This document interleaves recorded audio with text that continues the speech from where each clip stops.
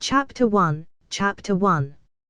Author note, weekends I can only do one daily, but Monday to Friday I can do 2 easily. So I promise in total around 12 to 14 chapters a week. Enjoy. So I died, and the first thing that I see is an old man standing in front of me. I am sorry, but I have to say that you are dead. The old sighed. My death was gruesome. I was eaten by a shark. Well, partly. Apparently sharks don't like humans, too many bones. So after he took my leg, he left bleeding out, so yeah. I hate sharks. I imagined as much. I chuckled dryly as I inspected the room I was in. We were, for some reason, under the ocean. The water stretched out as far as the eye could see, perhaps symbolizing how I died. Amidst all the water there was a living where we sat together on a European sofa, at least I think so. The old man I suspected to be God, had a minibar with chocolates and drinks, nothing with alcohol, which was what I needed right now. It kind of felt like a doctor's waiting room. The room wasn't wet, thanks to his godly powers I imagine, but in the end, it was all very classic, if nothing else. So do you greet everyone that dies? I inquired, filled with curiosity.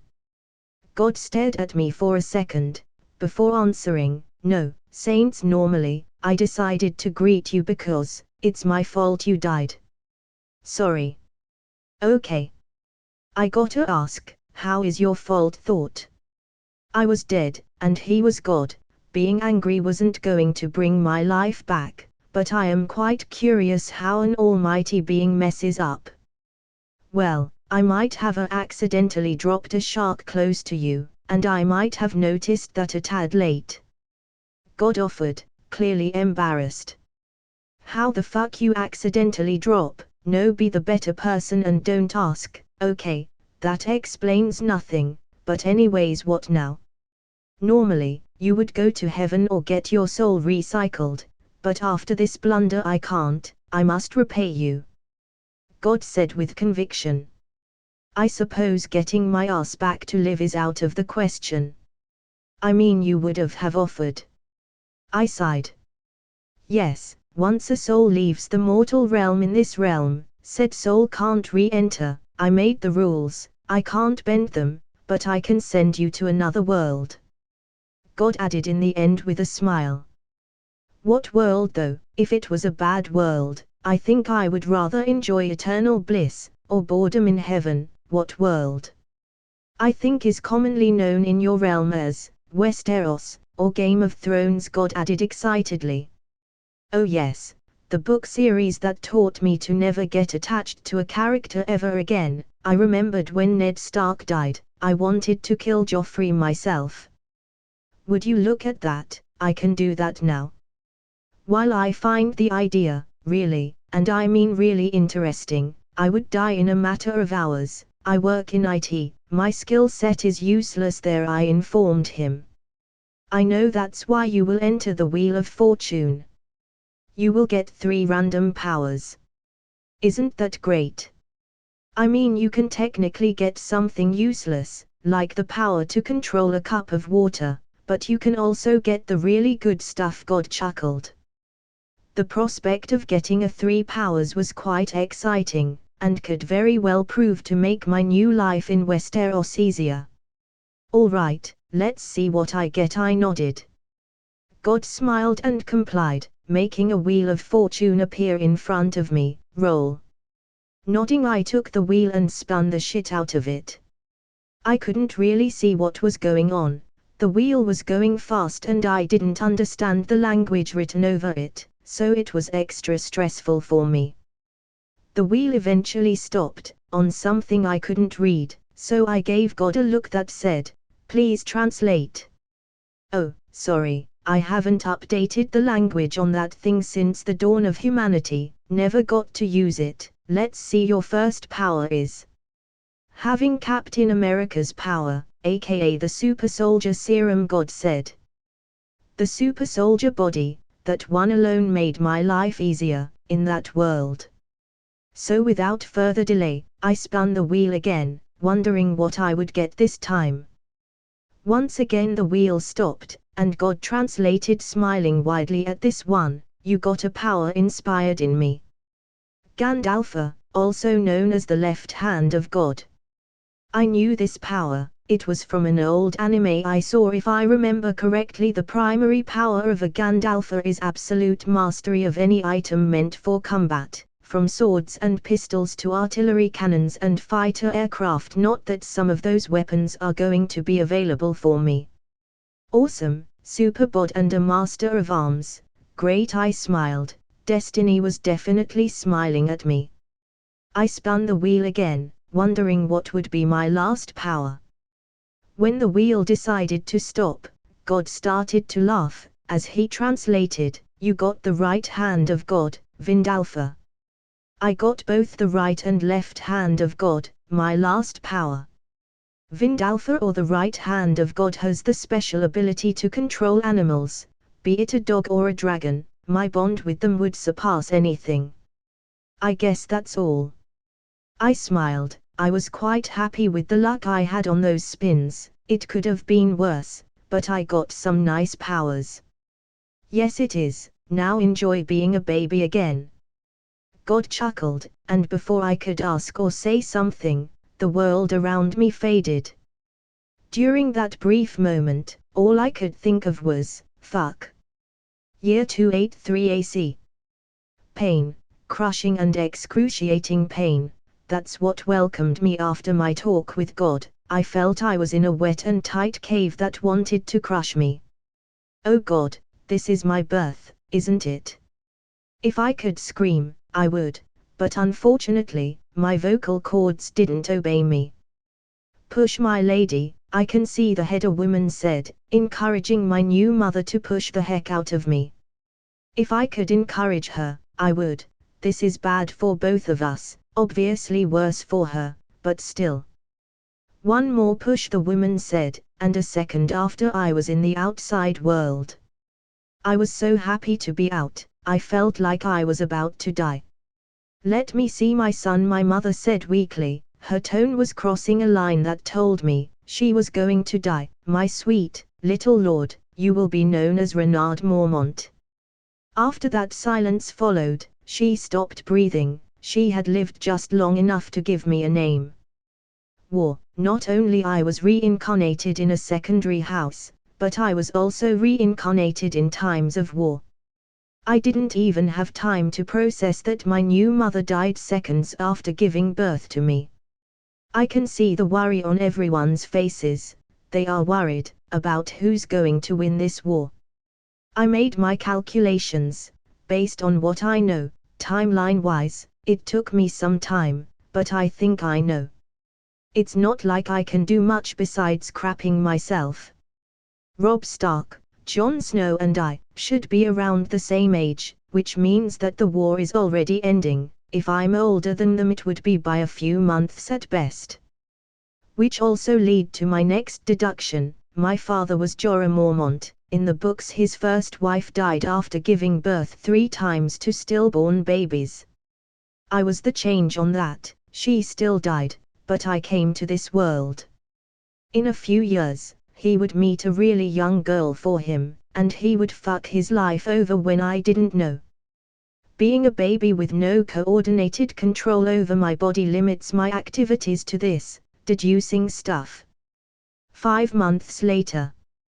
Being a baby is excruciatingly painful. I can't do shit. Scratch that. All I can do is shit. I have a super body, but I'm limited to what my underdeveloped body allows me to do. I never thought how hard and difficult this scenario was. Anyway, after 5 months I finally met my father. He was just like the TV show, but taller and with dark hair, brown, like a grizzly. Ha, fitting. He was caring, I suppose. He was happy that he had a son, but nothing beyond that.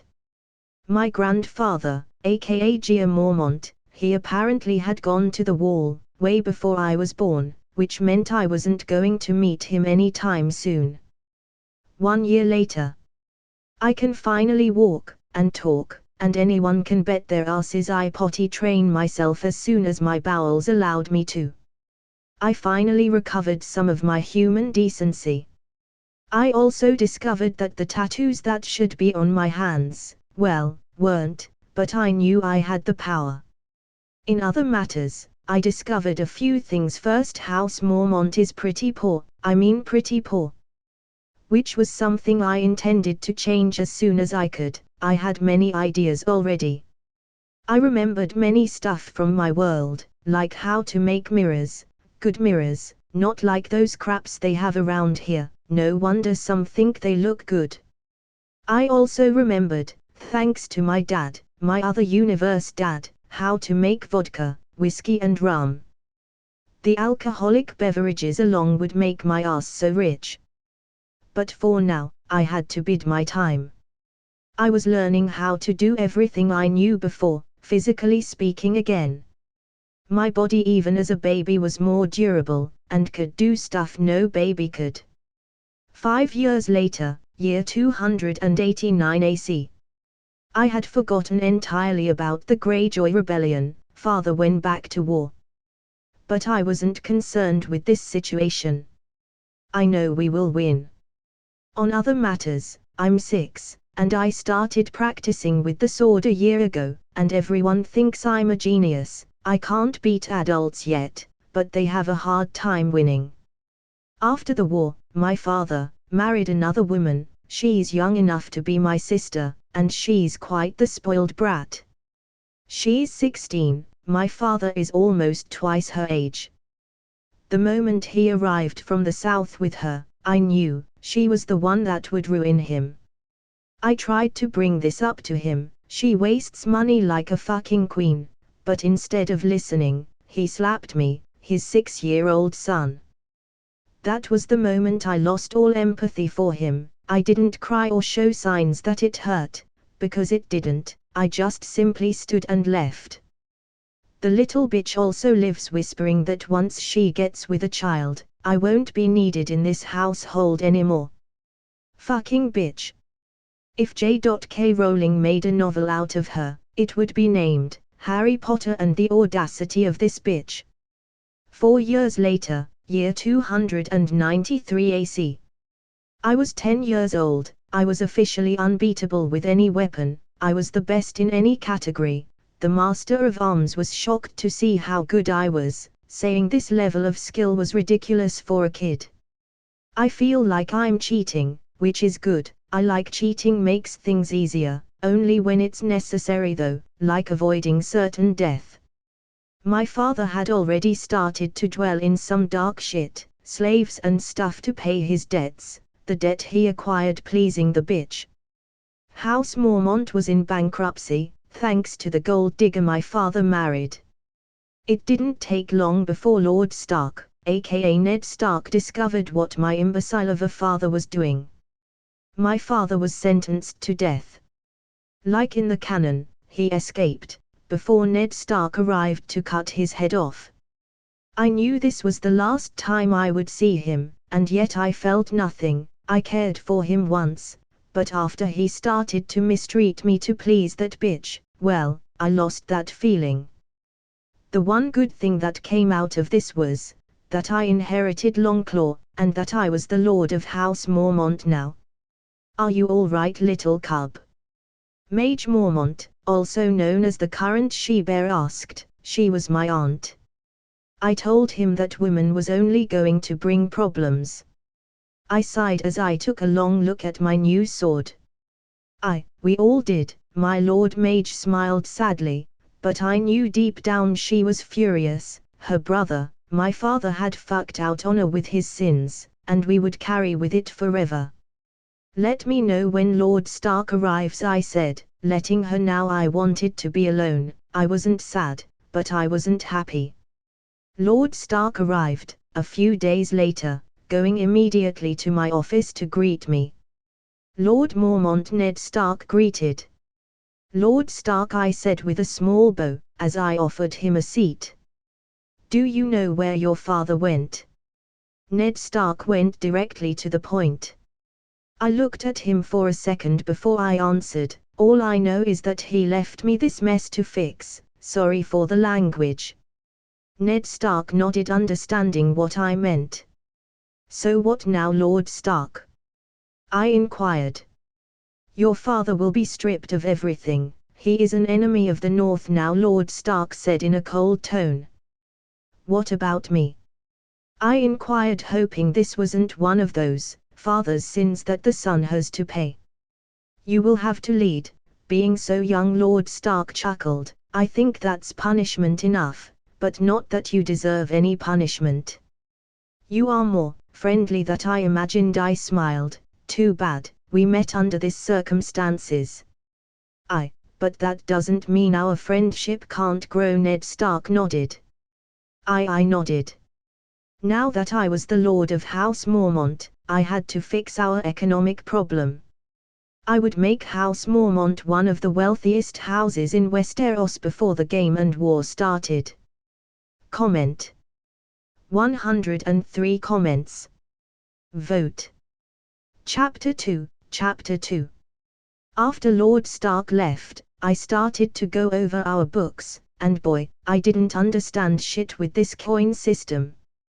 But after a thorough comparison with my old coin, aka the dollar, and the prices I remembered, on the top of my head, I had some understanding of how this coin worked.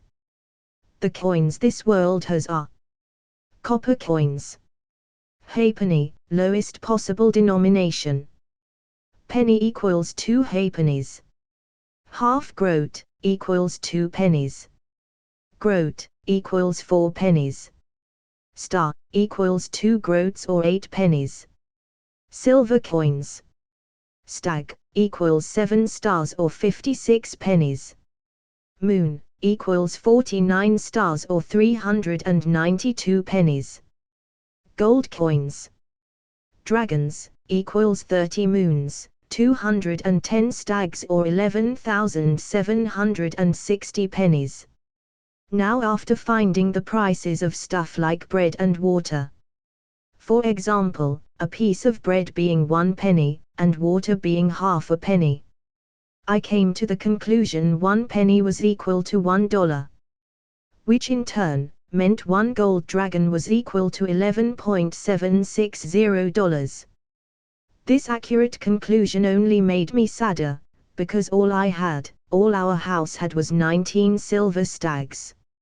My dear old dad took all that was left with him to Essos, leaving us worse than ever. In the records it shows we once had over 9,867 gold dragons. We lost it all. He spent technically over $100 million on that bitch, leaving me with $1,056 equivalent. I have many ideas, but how the fuck can I apply them with so little money? I sighed, as I sat on my office. This was going to be harder than I thought. Perhaps I could get a loan from House Stark, but that was risky at much. Father already betrayed them and made a crack in our relationship whether we like it or not. The Iron Bank would never give us shit, they only give to big houses or the crown. But I had to think fast. Not only my house was broke but we were in debt, with over 10,000 gold dragons. My lord, Lady Mage, wants to see you, a servant said, bowing. Send her in, I ordered him. The servant did as he was told, bringing my aunt to the room. How bad is it, my lord? Mage smiled sadly. Bad, we are dirt poor thanks to that man, I admitted. Mage nodded. How is little Lyanna? I asked, trying to lighten the mood. She is good, strong as her mother. Mage smiled proudly. She wants to see you when you can, of course. I will try, the gods know I have my work cut out for me. I chuckled. So, any ideas on how to fix our situation? Mage inquired, taking a seat across my desk. Many, but I need money for all of them. I need at least 1,000 gold dragons. With that I would fix our economic problems permanently, I informed. Maybe we can get a loan with Lord Stark. Mage offered. It's a sound idea, but that man destroyed part of our relationship with the Starks. I sighed. He did, but the Starks are honorable, I know they will help us, no matter how much dishonor that bastard brought us, Mage said, growling at the end. Very well, then I trust you to go to the Starks, and get me that money. I asked. You will have it, my lord, Mage smiled, nodding. Mage left soon afterwards, leaving little Lionel with me. With Mage on the mission, I decided to train my swordplay a bit, while my blessings like the right hand of God gave me total mastery over weapons, practicing made evolve, and get to know the weapon. It also helped me create muscle memory. My body, thanks to the super soldier serum running in my veins, was already stronger than the majority of adults.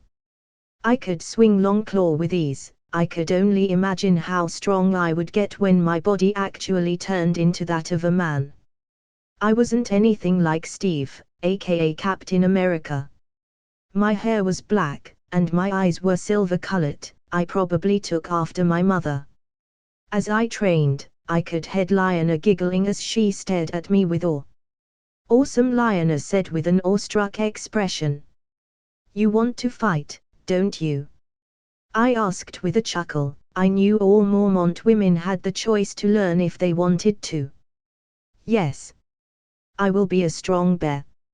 Lionel said solemnly as she took a stick and swung it as if it was a sword. Wow, even I am cowering in fear, little she-bear, I chuckled as Lionel pouted. Let's go back, I'm hungry. To my surprise, Lord Stark agreed to help us and gave us 2,000 gold dragons. Mage said the man didn't even hesitate, saying it was his duty as the Warden of the North to help us, however he could. And I was grateful because I was close to firing everyone in the household. With 2,000 gold dragons, I could keep them and start my business. In a world where whores and alcohol rule, you need to capitalize on one of the two, and because I find the idea of being a pimp disgusting, I decided to capitalize on the other option. After a talk with the builders and the local engineer, I commissioned the alcohol factory for my whiskey, vodka, and rum. My dad, the one from my past life, had a factory that did the exact same thing, artisanal whiskey, vodka, and rum, so I knew the damn process by memory. God knows my dad made sure of it, and now I'm glad. In a year, the factory would be finished, and I would start producing liquid gold. I had to avoid expending during this time. The factory I wanted, it cost me around half the money I had borrowed from the Starks. So I had to play my cards carefully for now. All right, time to wait, I sighed. 1 year later, year 294 AC. I had waited for this day so long, but the grisly alcohol factory was finally complete. I was happy I would have another income source for the house soon. Not because I need it, but money is always welcomed. After the factory opened, the workers were confused when I told them what to do because they never had to do it before, but I was a good boss. I explained to them how to do it after making sure to let them know they would die if they ever told anyone. I can have other houses like the Lannisters copying my shit. But everyone in the Bear Islands was extremely loyal. So with the factory finally producing artisanal alcohol, I went back to my other business. Fishing. You see, being able to control animals came quite handy in this situation. With the help of my 12 Kraakens, I had become the #1 fish distributor in the north and maybe the 7 kingdoms.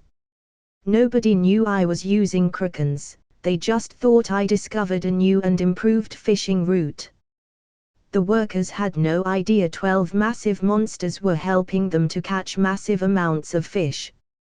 With the fish production alone, House Mormont was making around 50,000 gold dragons a year, or 4,000 gold dragons a month. With this, I had paid the debts that man had left and paid the Starks what they loaned us.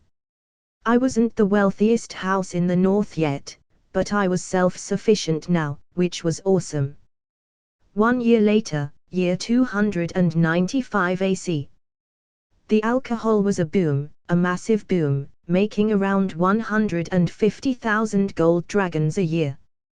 This was just the first year. The first months were slow, but after they tried my product people went crazy. Am I glad this world is run by alcoholics? It was so good I had to commission 2 other factories.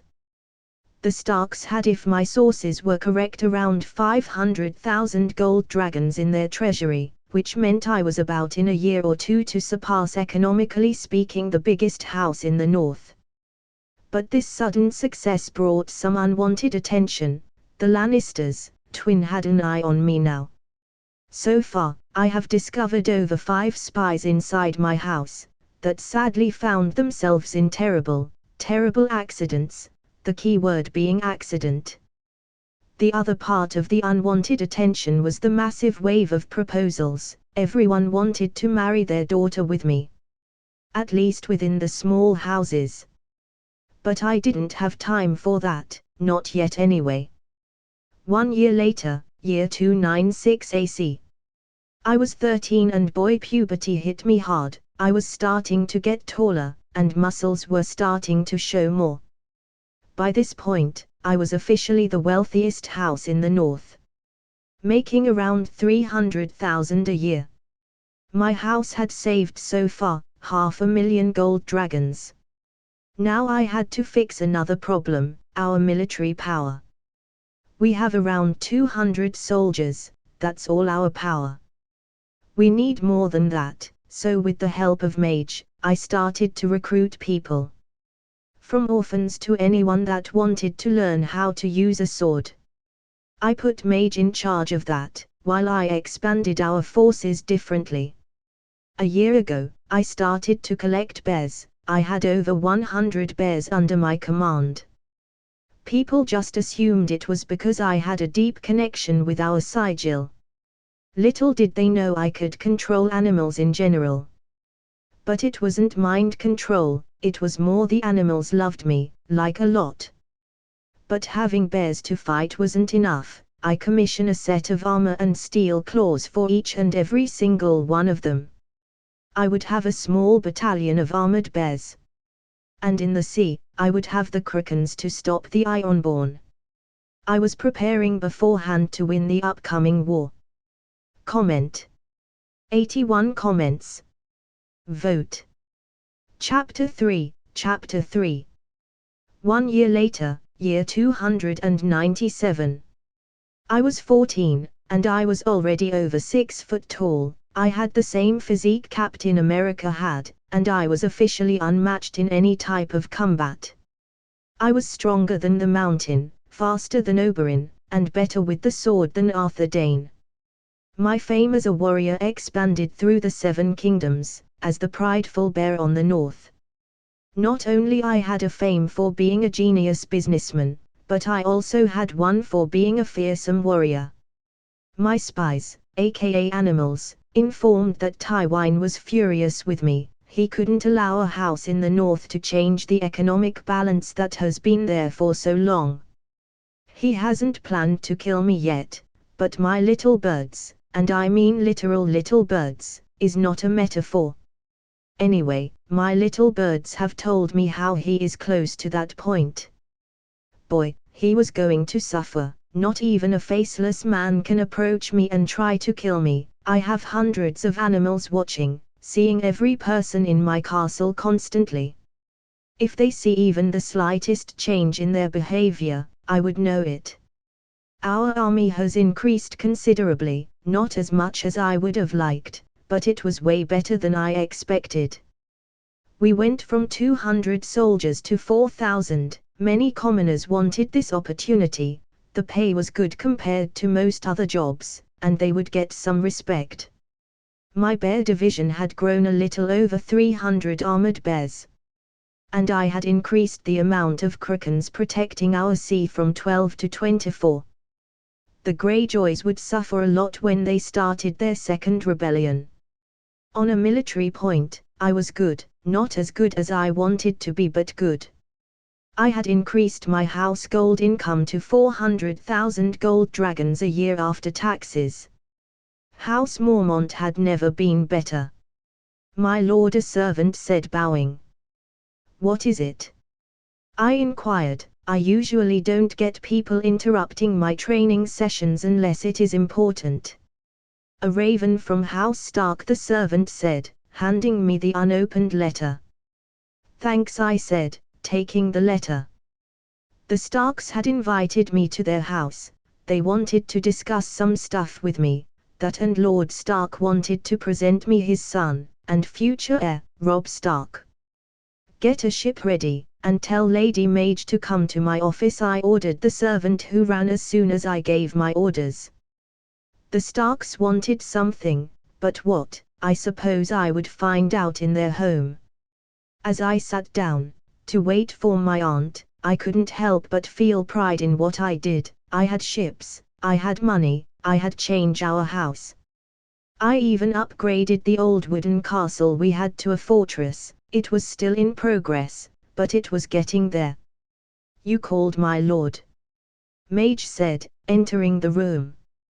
Yes, I wanted to let you know I'll be gone for a while, so you are responsible while I'm away, I nodded. I will do my best, Mage nodded. I knew I could trust on them, in my family in general. Ned Stark POV. In 4 years, the kid had turned one of the poorest houses in the north to the wealthiest one. He had solved every problem House Mormont had. In turn, we were booming with this. The north was getting a lot of money in taxes with them alone. They were around 50% of our income in taxes. But not only that, the young lord had amassed a fame for being not only the best warrior of his generation, but a kind and honorable one. He had yet to fight to survive, but the Mormonts never bragged about something if it wasn't true. I had learned that when I lost a drinking competition with Mage, the she-bear. Ned, I don't think this is a good idea. Kat said. She was unsure of my idea. His father was a dishonorable man, and just recently his house climbed the ranks. Kat, I meet the lad, he's good, and this way, we'll solidify our alliance even stronger, I said, but I understood why she was so uncertain, but it mattered not, this was the right choice. At least my Sangza will be close to home, Kat sighed. We had discussed this for over a month. She didn't dislike the young lord, she thought our daughter could do way better, that she was fit to be a queen, and she was, but I didn't want my daughter in a lion's den if I had a better option in the north, her home. I said, kissing her forehead. Varys POV. Since the young lord of House Mormont took over, I had lost all my spies inside his house. All my little birds had gone silent, but I wasn't the only one. The Lannisters and the Tyrell were in the same position, or so sang my little birds. Lord Renard Mormont, he was an enigma, and I don't like mysteries. Especially since my little birds sang to me that the Starks wanted to marry their oldest daughter with him. This could be both good or bad to the realm. The king wanted to marry his son to Lady Sangza. That had been something they had discussed over a year. The queen would be happy to know. Lord Varys, any news? Cersei was a dangerous woman, that thought herself to be cunning. She was, just not as much as she thought. You mean about the young lord of House Mormont? I inquired. I knew she was asking about that. Yes, Cersei nodded. Not much. My little birds don't sing as much as they once did in the Bear Island, I admitted. All I know, he is soon about to be betrothed to the oldest daughter of Lord Stark. Cersei smiled at this, which only reinforced my idea of her. She wasn't as smart as she thought she was. Tywin wanted to marry Myrcella to the young lord to unite the new rich lord to the crown, but Cersei was against the idea, saying no child of her would marry those savages in the north, no matter how rich they were. Tywin, of course, didn't care what she thought and planned to convince the king of this soon. But it was too late. The most honorable man in the 7 kingdoms had won this play, without even knowing he was playing. Good, those savages should marry each other. Circe smiled. I smiled as I left the room. Is quite ironic really. The woman sleeping with her brother, thinks of the North as savages just for their culture. What a funny thing. Back to Renard. I was getting ready to go to winter, Longclaw on my back, and the shield I had commissioned for me to be made.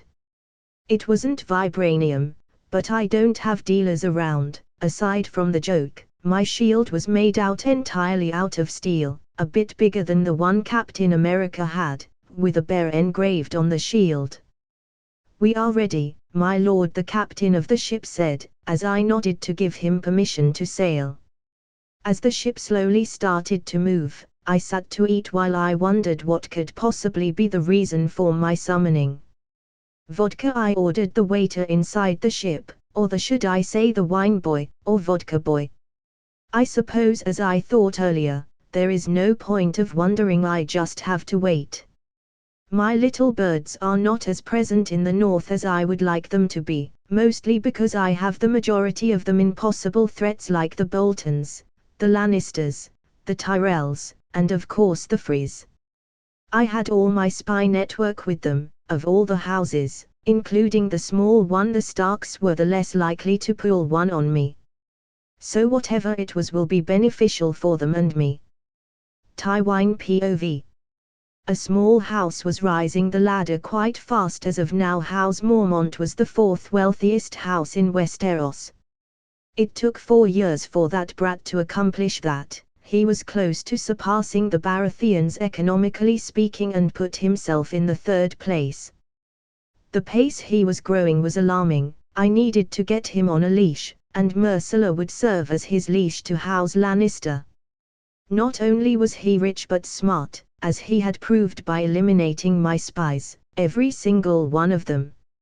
Author note: the Lannisters want to chain him, while the Starks seek to solidify their alliance even more. More of this soon. By the way, he won't have a harem. I think I should clarify that. He will have one wife, and that's it. Comment. 114 comments. Vote.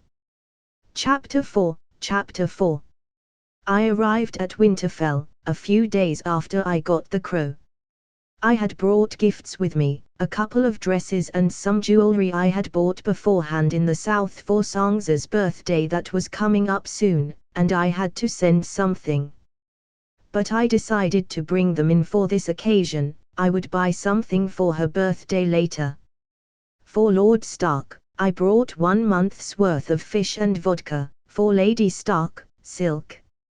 For Robb, Jon, Bran, I brought weapons, the best a blacksmith could make.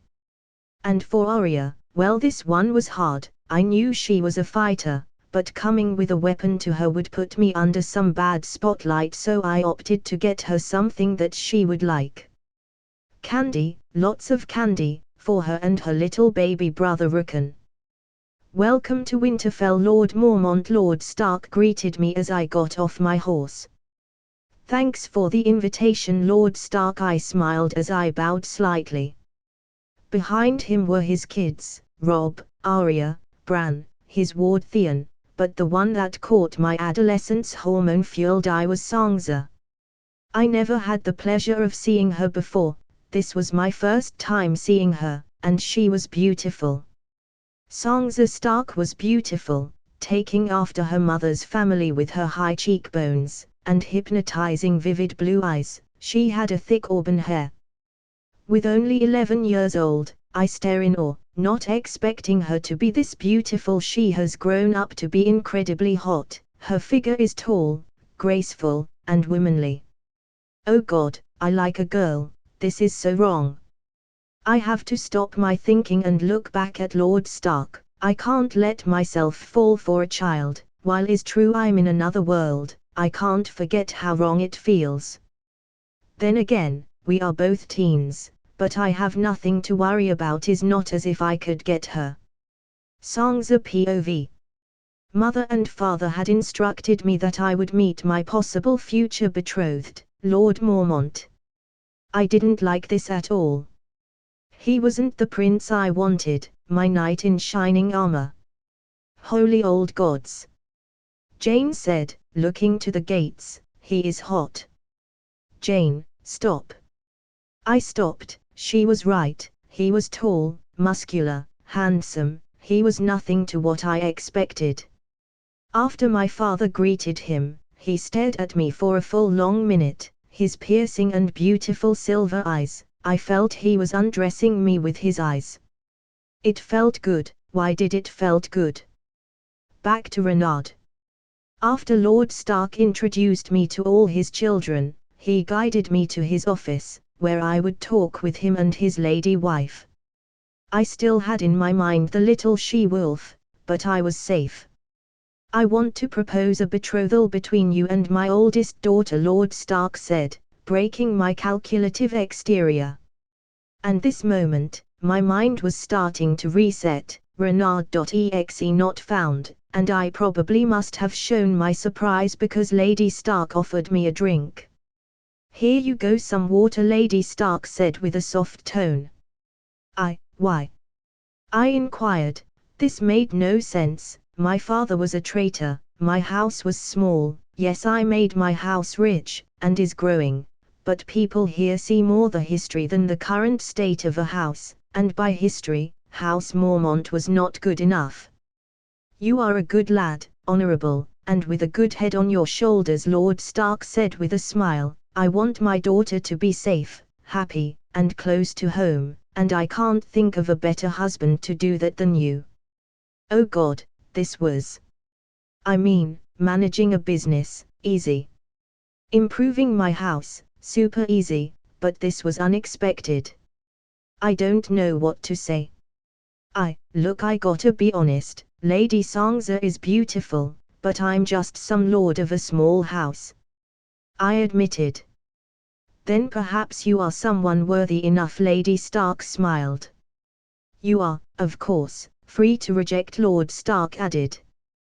Taking a full sip of my water, I started to analyze the situation. With me, she would be safe, out of the war. The Bolton bastard would not ***** her, and she would be close to her family and would see them more often. I accept, it's an honor that you considered me worthy enough, I smiled. No man in the world is worthy enough for my little wolf, but you are the closest one to be worthy, Lord Stark smiled. Don't ever forget that, Lady Stark added, that women can be downright terrifying. The look she gave me, send a message inside my brain, hurt my little girl, and I will break your balls. I smiled. Good parents in this world were rare, I would know. After that, we went over the details on my betrothal, business deals with Winterfell, and stuff. I would have to marry Sangza after her first period, or how people called it, when she finally flowered. Which brought a totally new sense to the word deflowered. I was still incredibly uncomfortable with the idea of marrying someone under 18, but it was common for women to marry between the ages of 12 and 16 in Westeros. But like Tyrion, I would not lay on her bed until she wanted me to. I may have to follow this world and the rules, but I won't become a monster. Yeah. After coming to an agreement, and improving with the Starks our commerce routes, I went to get ready for the party that was in honor to announce my betrothal with Lady Sangza. They had planned the party beforehand. They knew I wouldn't reject, because, in theory alone, Lady Sangza is the best possible lady in the north. The future Lady Mormont. I can already see my aunt, or should I say great aunt, is confusing, exploding with happiness. Everyone in House Mormont basically worships the Starks. We are the most loyal house to the Starks, in all this world. So I can only imagine that my betrothal will make them explode with happiness and pride in me. The Boltons would probably disagree, but if they tried something, I would enjoy destroying them. Especially, Ramsay Snow, there were 3 things that I hated, and I would never forgive. Those who enjoy giving suffering to others, those who ********, and those with no loyalty. He had 3 gold medals so far. The party was somewhat like all medieval parties: food, music, and wine. Maybe humanity hasn't evolved that much. So while the music was playing, I went and decided to dance with my future wife. The thought of it was weird. I would have to marry. I didn't marry in my old life. I died quite young, and thanks to God erasing part of my memory, I didn't remember much of it. But I knew for sure I didn't have a wife. And soon I would have to marry Lady Songza. She was beautiful, but beauty alone didn't make a marriage last. I can only hope she and I will have something in common. It would be great if she could engage me not only physically but intellectually. A dance, my lady? I said, offering my hand. Yes, my lord. Songza nodded as she gracefully took my hand. Once we were in the dance floor, I asked close to her ear, making her blush a bit. That was good. She found me attractive at least. I heard we are to be married, my lady. Songza took a deep breath, trying to calm and tame her blush. I heard as well. I will strive to be a good wife, my lord. I chuckled, as I whispered her once again, I know we barely know each other, and there can't be love, yet, but I will try to win your heart, if you let me. Songza was at this point so red that her hair looked white in comparison. Before I could add something else, Rob approached me, asking for a dance with his sister. So I decided to dance with Arya. As I smiled at the little girl stepping on my feet to dance, we weren't dancing, it was more of a game, that because Arya found the dance boring, so I wanted her to enjoy. You dance splendidly, Lady Arya, I chuckled. You're funny, I like it, Arya smiled, as I spun her around. Author's note: I know some of you want our MC with Myrcella, or Daenerys. But considering both would take too long for him to get the proposal, Songza was the best option. Cersei would delay her father indefinitely, because no daughter of her should be in the north in her head. Daenerys won't even consider a Mormont until she sees what he can do. After saying that, have in mind that betrothals can be broken, depending on how the political game develops. Who knows who he will marry in the end, but so far Songza is his fiancé. Comment. 120 comments. Vote. Chapter 5. Chapter 5. After the party ended, I decided to hang out more with Songza. She was going to leave with me to Bear Island. Part of our agreement, I had forgotten, in these lands the lady goes to the man, is quite common it seems. I have no idea how long does it take a woman generally to get her first period, because diets, genetics and stuff come into play, but if I had to take a rough estimation, I would say we have a year or so before it happens. So with that in my mind, I decided to date her, for that time, take her out, dinner, stuff, show her that there is more than being a lady. Maybe even teach her how to use a bow, or how to fight. Not that she will need it if we end up marrying. I won't let anyone touch her or get close to her with intentions of harming her. We leave in a week, my lady, I said, approaching her and offering a hand. I thought you might wanna show me around. Songza smiled as she took my hand while her friend Jane giggled behind her. It would be my honor. Songza started to guide, showing me what she thought was the best in Winterfell. The gardens, towers. Do you have gardens in Bear Island? Songza inquired.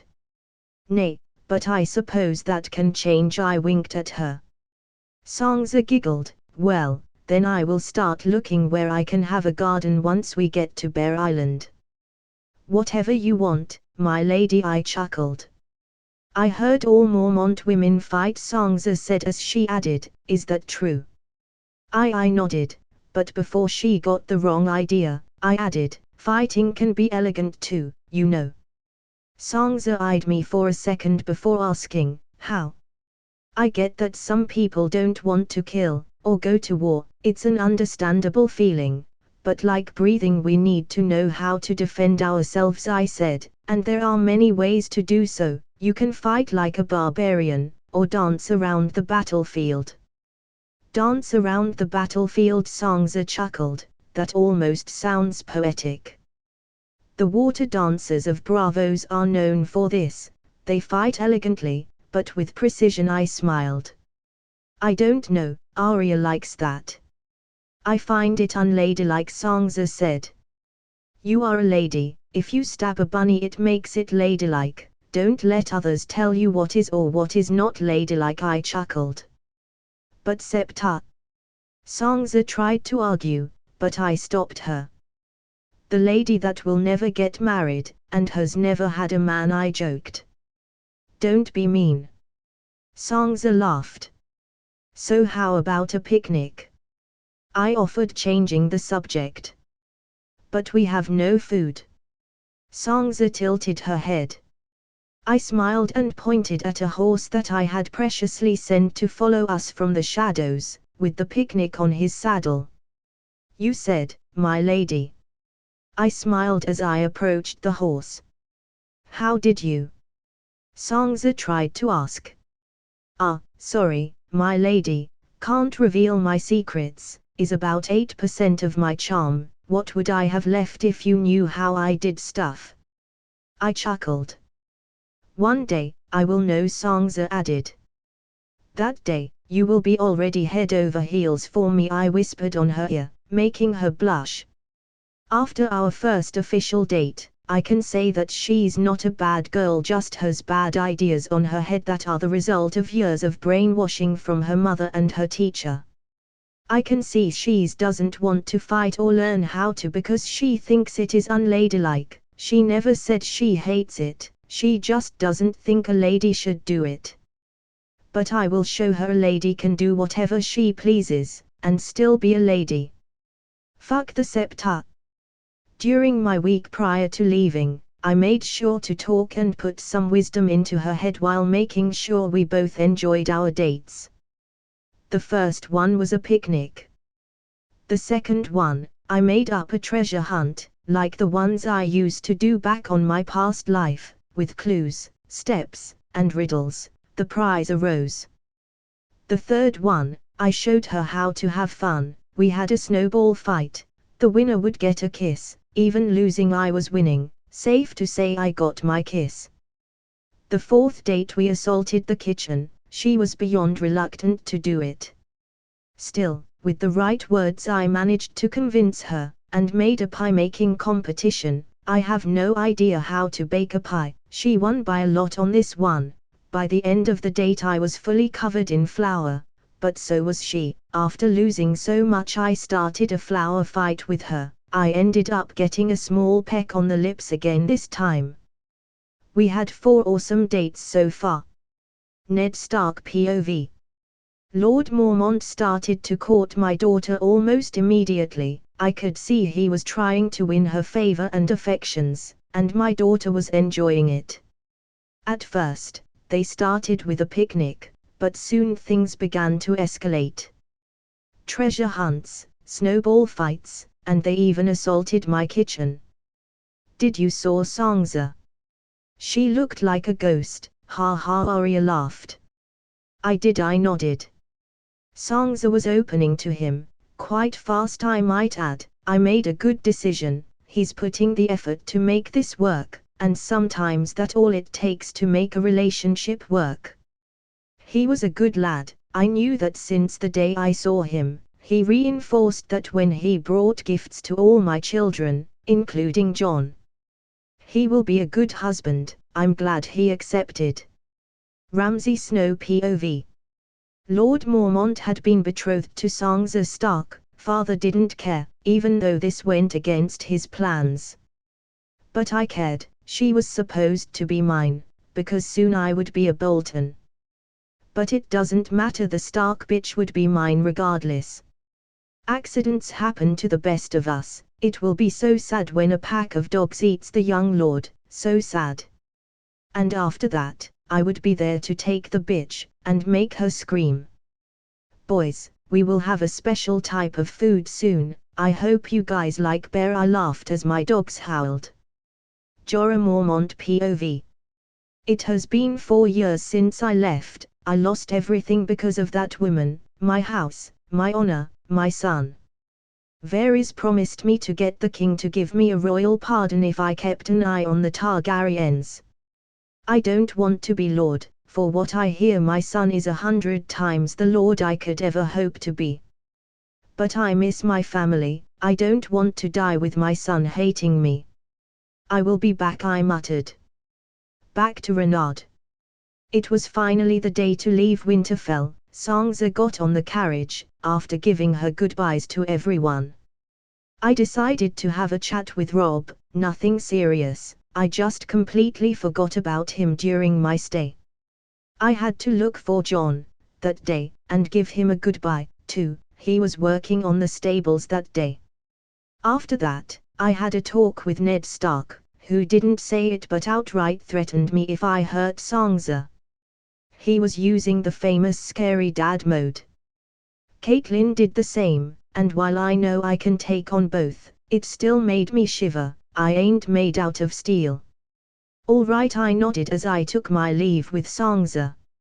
Author note, now the time skips will be short like days or weeks at much. The plot is approaching, so, you know. I will update more after I get some sleep. Comment. 44 comments. Vote. Chapter 6, Chapter 6. As we made our way to the ship to go to Bear Island, I noticed that Sansa doesn't have her wolf. In fact, none of the Starks' children had their wolves, which means I brought Sansa with me before Ned Stark beheaded the deserter, and Jon encountered the dead dire wolf with her babies. But knowing the Starks, she would get her dire wolf regardless. I couldn't believe Sansa was coming with me. The actress that played her didn't do her any honor. She was way more beautiful. I still couldn't believe she was to be my wife. Not how I expected to get a wife, but I suppose it was to be expected. I'm in a medieval world, with a medieval set of rules. Things that I know or like just don't apply. Like Sansa coming with me to get to know me, and her future lands even thought she might want to stay with her family. I could see it in her eyes. She was sad, and I don't blame her. She met me a week ago. She can't feel completely comfortable with me, a complete stranger that is supposed to be her husband. Not only that, but she's leaving her family. You're gonna love the place, I smiled, trying to lighten the mood. Sansa smiled faintly and said, I sure will, my lord. Oh come on, don't be like that. Think of it as an adventure, I offered as I smiled, and from now on call me Ron. All my friends do it in my mind. A cricket chuckled while saying, what friends? Sansa giggled, all right. Ron. I know you're gonna miss your family, is to be expected, but try to make the best out of it, my lady. I smiled softly at her. Yes, I will miss them, even Arya, don't you ever tell her. But I suppose I will have fun, and please call me Sansa, or I will call you my lord. Sansa smiled. As you wish, Sansa, I nodded. So what do you plan on showing when we arrive? Sansa asked. I wanted to teach you how to shoot an bow, I admitted. Why hide my blatantly obvious plan? A bow, but that's... Sansa stammered a bit. Unladylike. PSFFF. Don't pay attention to that. If you don't like it after I show you, then I won't try again. But you can't say you don't like it, if you haven't even given it a chance, I chuckled. All right, but only because I know you won't drop the subject. Sansa sighed. Wow, you are getting to know me, I laughed. I have to. Sansa joined the laugh. I am to be your wife. The carriage started to move differently, and until it suddenly stopped, followed by a shout of one of my men, we are under attack. Songza immediately showed fear, but before her fear escalated, I soothed her, everything will be all right, I'm your knight in shining armor now, remember. Songza smiled softly as I left the carriage. I know I used a cringy line, but sometimes that's what it takes to calm a storm. Outside I could see that the driver was dead with an arrow on his head. My men were fighting some Northmen. These men were very well equipped and trained. But who in their right mind would try to raid or try to kill a Stark? The growls in the area gave me the answer. It wasn't someone in their right mind, it was Ramsay Bolton. I had only brought 4 men with me. I initially didn't want to bring any, but everyone in the house insisted I needed some protection. And thanks to that, they were all dead. I will make sure to give something to their families after this. Well, hello little bear, I heard a sadist's voice said, making his men laugh. You are. I feigned ignorance. The one thing Ramsay wanted was recognition, and I wasn't going to give it to him. But in the end, even though 4 of my men died, I can't help but smile at this. Ramsay was on my must-kill list. The psychopath just pushed his death ahead of time, and that of his father. I suppose you can't know me, Ramsay said, trying to hide his anger. He didn't have a chance, and it was worse now that he had his dogs with him. Animal are my subjects. So are you gonna stand there and talk all creepy and stuff, or are you gonna do something? I chuckled. A prideful one, I see, I love breaking your kind, Ramsay cackled. Threaten me with a good time, I chuckled. I'm gonna give you one shoot, so hear me well, cause I don't like to repeat myself. Come at me with everything you got. Ramsay stared at me with a smile. I'm gonna enjoy breaking you. Ramsay was at this point excited. Sorry, but I'm not into men, and even if I were, psychopaths would be really low on my list. I laughed. One of Ramsay's men approaches the carriage with the intention of taking Songza, but it ain't going to happen. Taking Longclaw of my back, I swing my sword, slashing his head off with ease, making the now headless corpse fall into the ground lifeless. You wanna enter the carriage? It will take more than that, I said in a cold tone. One would generally think that killing for the first time would make things harder, but they were scum. I felt no sympathy for their type. They were below animals, below the dirt, and I don't feel anything but disgust for them. Then I will. Ramsay smiled, whistling to his dogs to attack, but none of them moves. Forgot to tell you, but I will be adopting your dogs. I smiled as I ordered the dogs to subdue Ramsay. Ramsay had a shocked expression on his face, wondering how was this happening. The other 11 men he had brought with him shared the same sentiment. With Ramsay on the floor with his dogs pinning him and biting him, I turned to the remaining men. I moved forward, kicking the first man on my path on the face with enough force to send him away, flying against a tree. I felt on my feet, his skull crack under my boot. With a smile I dashed forward, hacking at men, swinging my sword left and right, decapitating each and every one of them, their head go flying in the air, blood splattering everywhere. And now that his men are dead, all I have is Ramsay. Now, what was that about breaking me? I chuckled as I cleaned the blood of my sword. You see, I hate people that break their promises. Ramsay smiled. My father will have your head if you kill me. Oh, he is more than welcome to get it if he proves to be better than me, and frankly, he isn't. I laughed. I'm also quite attached to my head, so you see my conundrum. If you let me go, he might show mercy. Ramsay was desperate. Too bad, I don't care, I smiled as I ordered his and now my dogs to take him away and eat him, and after that they would have to regroup with me on the boat. I would have let them kill him here, but that might scare the crap out of Songza with the screams and whatnot. With this little inconvenience out of the way, I took the corpses of my man and put the of the back of the carriage as I told Songza through the door without opening. I will ride the carriage, just enjoy the trip. Your men died, right? Songza inquired inside the carriage. They died with honor, protecting their future lady, I said. I see. Songza said with a somewhat shaky voice. Remember what I said, I will protect you, I said as I got in the pilot seat as I ordered the horses to go move. Author note, Ramsay is gone, a bit too early into the show, but thanks to this own stupidity.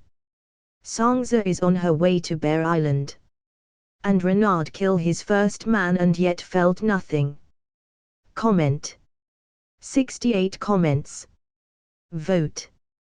Chapter 7. Chapter 7. After the incident with Ramsay, I took the frightened Songza to my ship. As I waited for the dogs to arrive, I decided at the end to command the dogs to leave Ramsay's dead body intact. Why? After a long consideration, I decided to end House Bolton earlier. How? Well, by lying to the Starks, telling them that Lord Bolton had sent his bastard to kill Songza. That would, in turn, put the Boltons under a very, very bad light. That way, I would end the most significant threat in the north before the war even started, and if I was lucky, I might get some lands on the way. How long will it take us to get to Bear Island? Songza asked, stopping my train of thought. Above a couple of hours, I informed her, as I lead the dogs Ramsay had so gracefully given to me.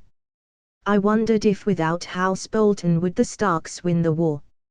Honor was the downfall of Ned Stark, love for Robb Stark, they were surprisingly innocent for this world. I had other beliefs, and firmly agreed with Cersei, when you play the Game of Thrones, you win or you die. War has no mercy, war has no honor, war has no values, war only has winners and losers. And I intended to be a winner. I didn't care for the crown. God knows that shitty crown only brings problems, but I would protect what's mine from everyone, whether I liked or not. My house words had stuck with me. Here we stand. I would stand against the lords, the kings, the gods themselves if I had to defend what's mine. The Greyjoys tried to raid the island while you were away, one of my little birds sang. The Kraken's destroyed their ships and ate their man. So the Ironborn decided to start raiding again. What an interesting development. Thanks, I'll be sure to give you some extra grain, I petted the bird as I smiled. The Greyjoys were a cancer, rapers, thieves, that's what their house was known for, nothing more. It's a grave mistake to even allow them to exist, to begin with. But I wasn't going to end them, no, I would wait. Killing them would bring me nothing, but if I waited for them to hurt the Starks, and then destroyed them, I would be handsomely rewarded for it. Besides my general disgust for them and their culture, I had nothing against them. Bear Island was impossible to raid or invade. I had Krakens defending my waters, at all times. Well, not entirely impossible to invade. Daenerys in a future would be able to do it. I can control animals, not familiars, and if her dragons end up being familiars, they would just fly to Bear Island. Of all the people in the world, she was among the few that represented a threat to me in the long run. But she was also among the few people I wouldn't mind seeing in the Iron Throne. She was just and fair, her main problem was her vindictiveness. But in her place, who wouldn't want revenge for what they did to her family? She had, while I didn't like it, every right to hate those who destroyed her family. Like the people in the rebellion had the right to dethrone her family. It was one of those situations nobody was right. It had crossed my mind to court her many times and help her regain her throne. It would be beneficial, but it feels like it would be a drag to be the king of the Seven Kingdoms. Songza will do. I don't want people plotting to kill me and my kids for all eternity. But it would be delightfully poetic to see my father's face knowing I'm banging the woman he loves. I chuckled at the thought, which earned an odd look from Songza. Don't mind me, just imagining stuff. I winked at her. Daenerys Targaryen POV. My brother had slowly become a monster. I still remember the days he was sweet and kind. Those days are long gone. I am afraid to wake up the dragon. But one day we will be back in our kingdom, and we will take back what's rightfully ours, with blood and fire.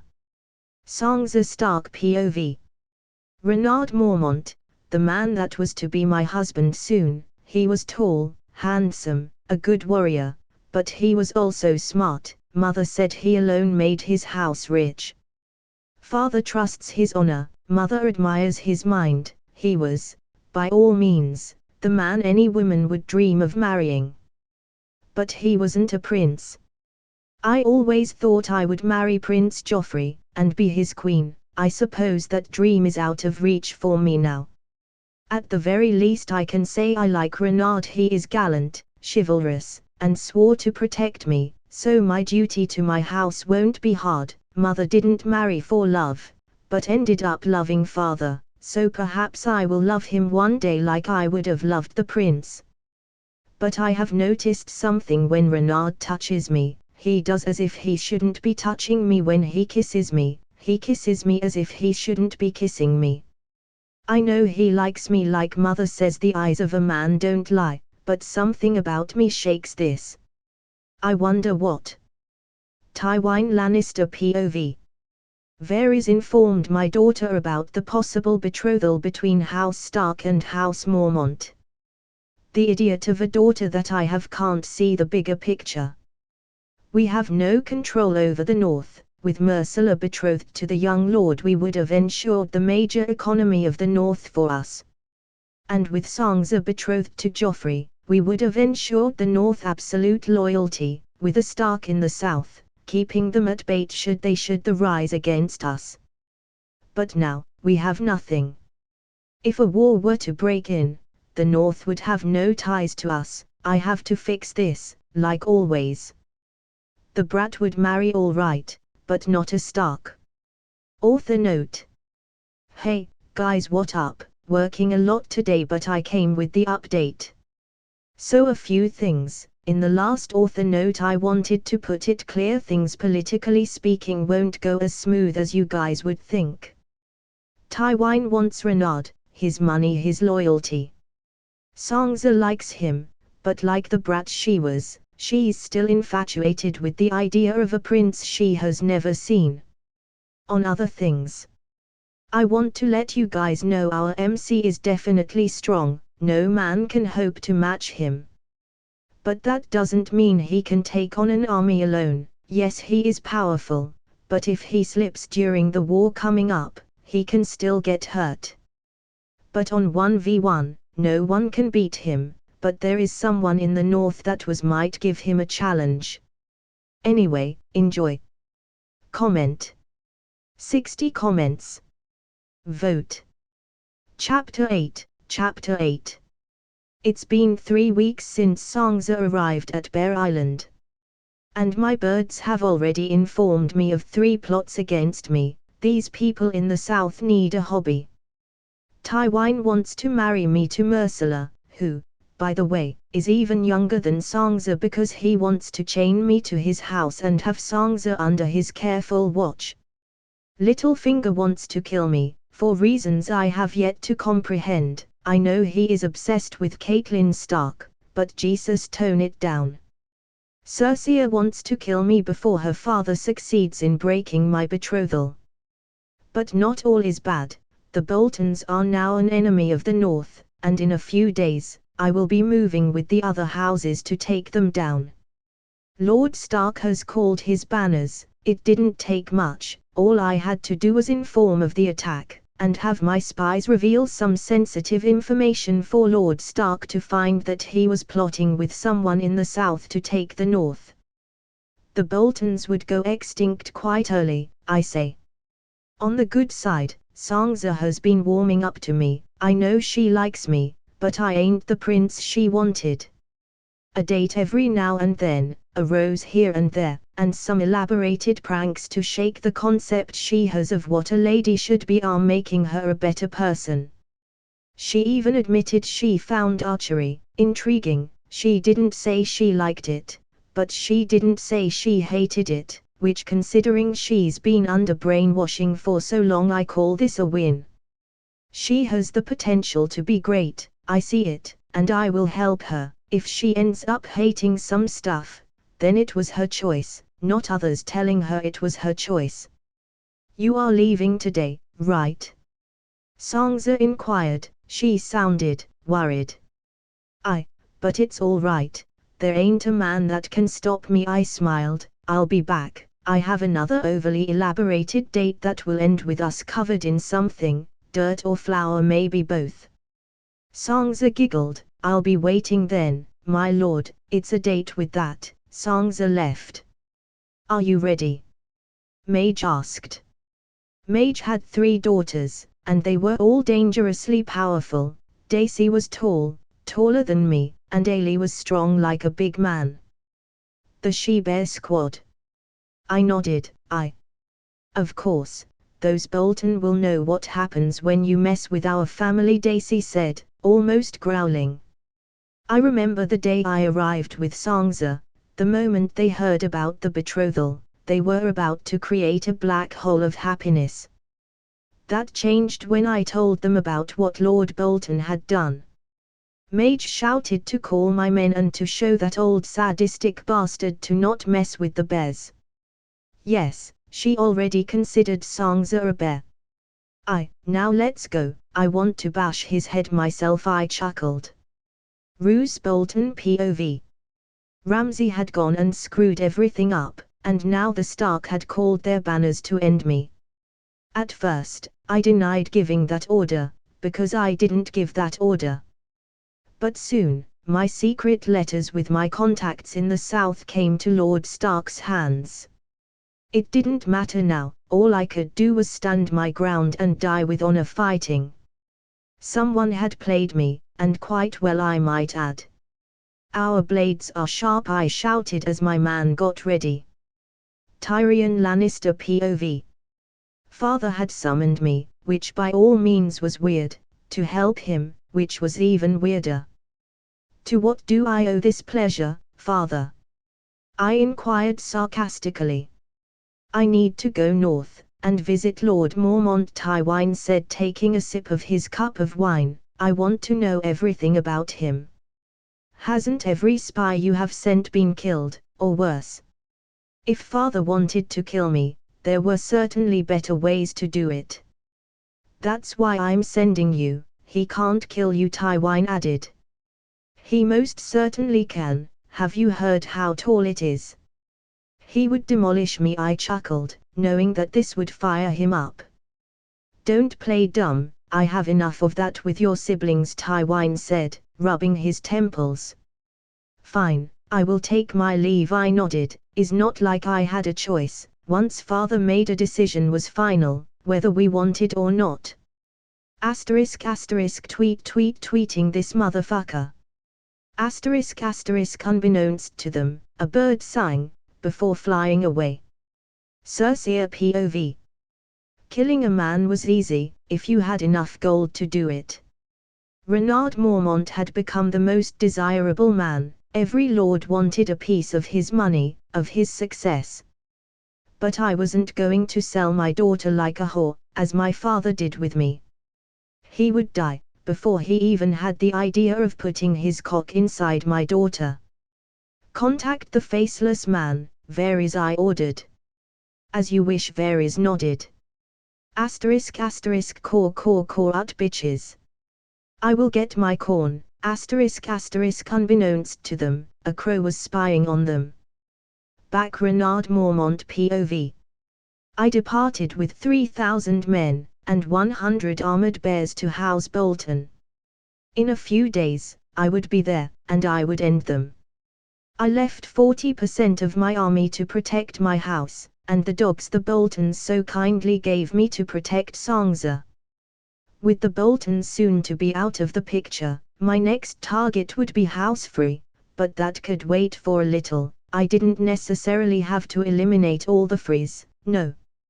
I only had to kill the old disgusting vomit-provoking nightmare-giver bastard that leads that house. His sons and daughters weren't that bad, and with a bit of money, their loyalty could be bought. But if they proved to be like their father, well, accidents happen, and unfortunately for them, nobody would miss them. Author note: House Bolton is against the wall. Sansa is warming up to Renard. Cersei wants to kill him. Things are getting crazy. Asterisk asterisk asterisk tweet tweet motherfuckers, asterisk asterisk asterisk asterisk.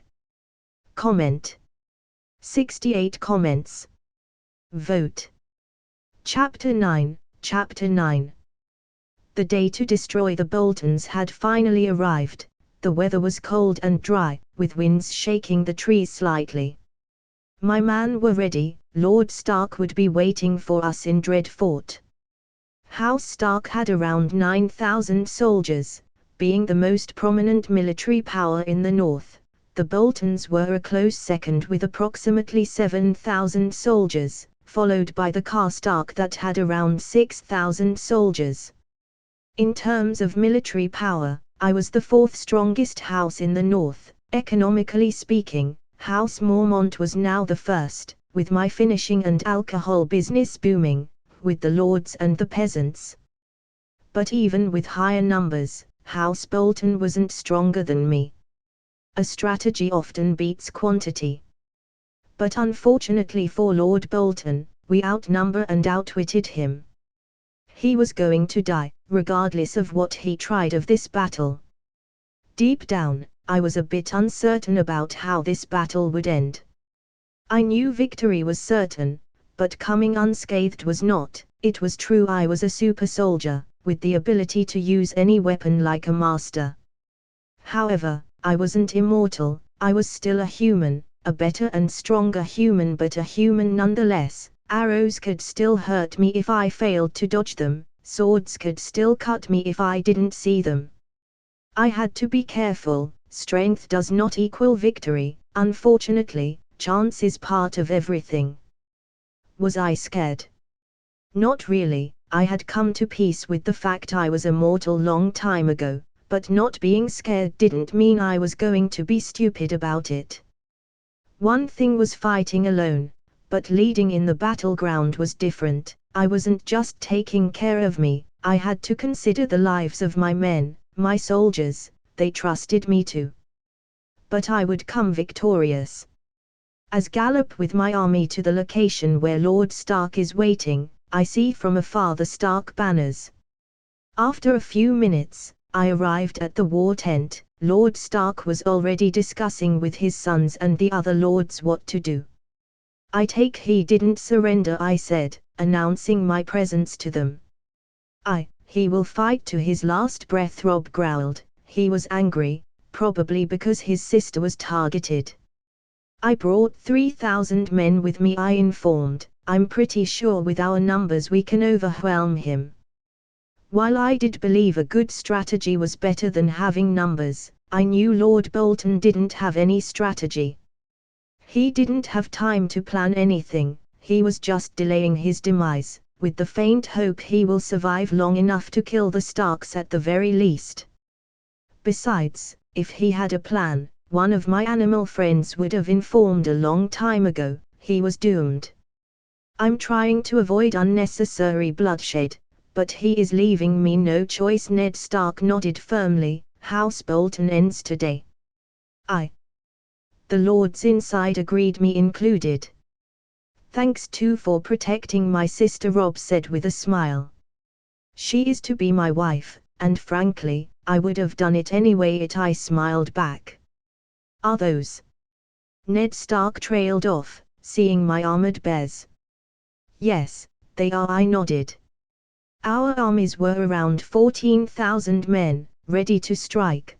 This, of course, wasn't the full power of the North. The North had around 50,000 soldiers in total. Lord Stark didn't call all his banners, just a part of them, to destroy House Bolton. I was ordered to go on the first line, with Rob and John doing the same from the west. And just like that the battle started. I rushed into the battle in my horse with my armored bears beside me. I would stand my ground and kill as many as I could. As my bears demolished the front line, one man manages to approach me, so I swing my blade at his arm, and it flies across the battlefield. The man screams in pain and falls backwards, just to be killed by a bear. Push.